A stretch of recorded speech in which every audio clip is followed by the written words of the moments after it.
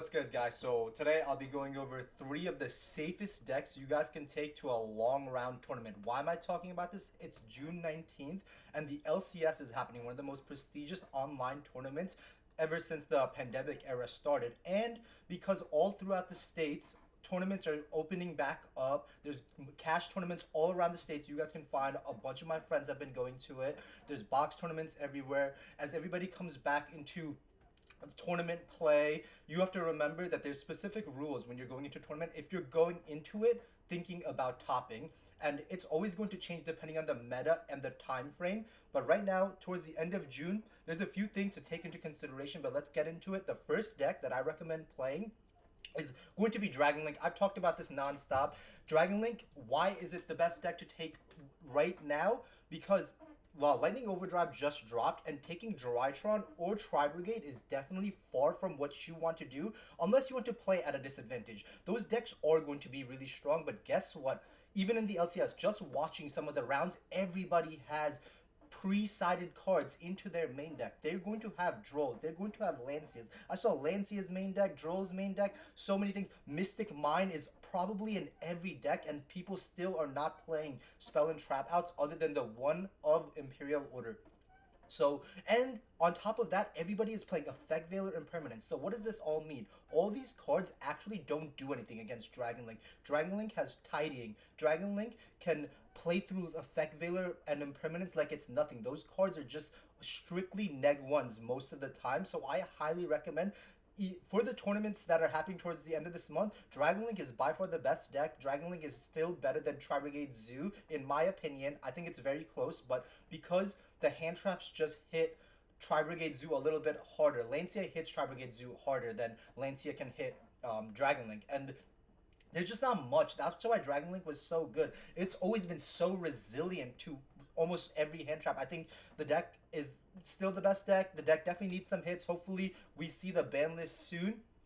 But the number one deck, if you want to see and get an easy top, Dragon Link is by far the best deck. Now, what's the second best deck you can take? Zodiac Rapier. Why do I have Zodiac Rapier? Because I'm going to be talking about not Tri-Brigade Zoo, but the pure Zoo version. Why is pure Zoo such a good deck to take to a long round event? Because you know what the meta is going to be. You know it's going to be Tri-Brigade Zoo and Drytron. Everybody wants to play these new decks. You even know Dragon Link might be there too.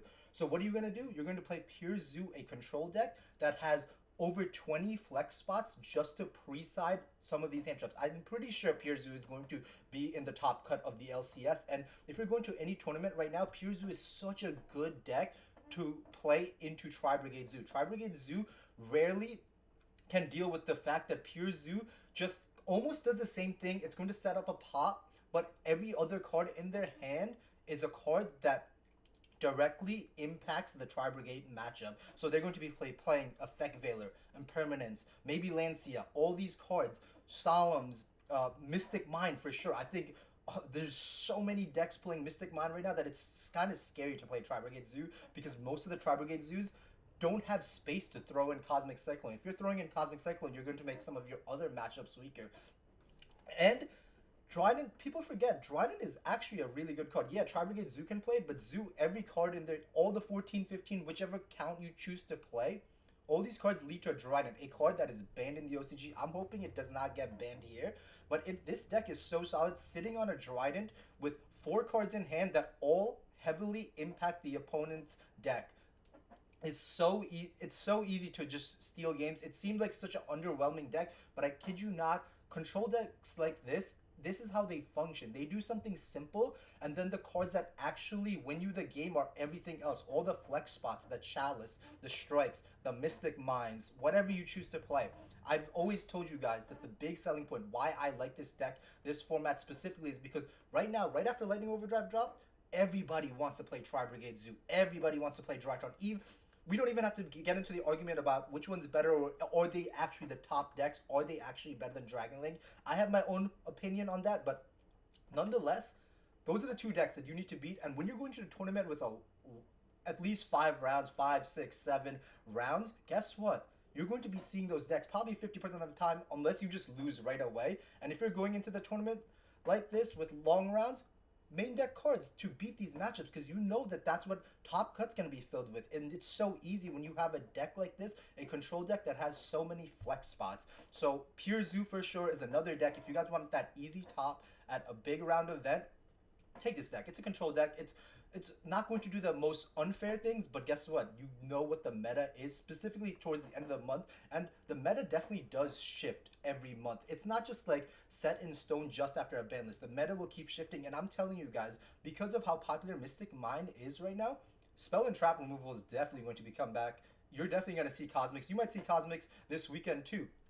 But then there's one last deck that I rarely ever talk about, but I definitely think it's a contender if you're going to a long round event. And it's going to follow the same principles as the Pure Zodiac deck. And that deck is going to be Prank Kids. Pure Prank Kids, same thing as Zodiac, but I would argue it has a little bit of a higher ceiling because one one Prank Kids does more than what one Zoo card does. One Prank Kids can equal to a double Regeki, yes. People forget how crazy Prank Kids Battle Butler is, and having a Regeki-like effect is so good into most of the meta. It beats Tri-Brigade Zoo, it beats Dragon Link. It's okay against Drytron, but if your main engine is just setting up a double Regeki, I think that's super solid, especially with the investment of just one card.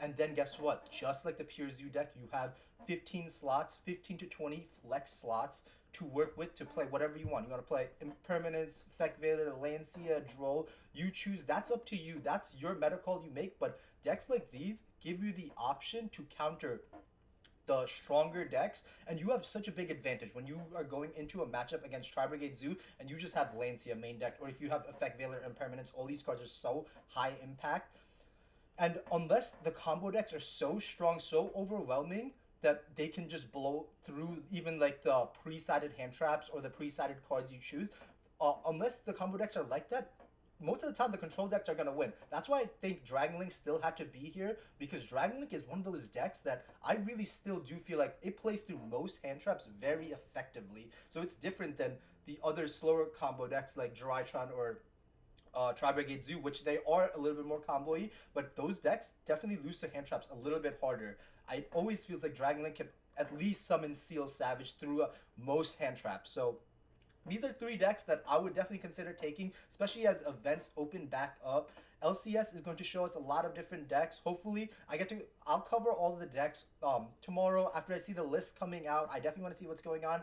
If I had to put a guess, I actually do think the winner is either going to be Dragon Link or some kind of control deck that is going to try to counter all the big decks, because the big decks are very easy to counter right now other than Dragon Link. So I think Dragon Link is probably going to win, or behind that is going to be a control deck that actually can main deck a lot of different things to deal with the 2-3 popular decks right now.